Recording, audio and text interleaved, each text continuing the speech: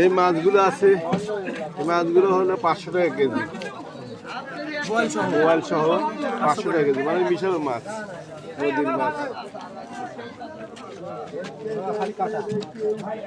140 টাকা করে কেজি, বুঝলো?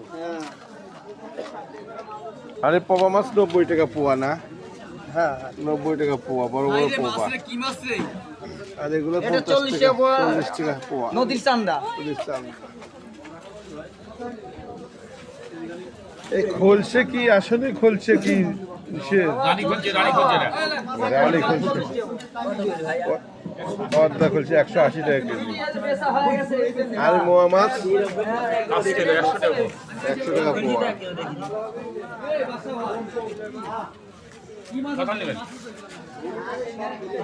এরকম মাছ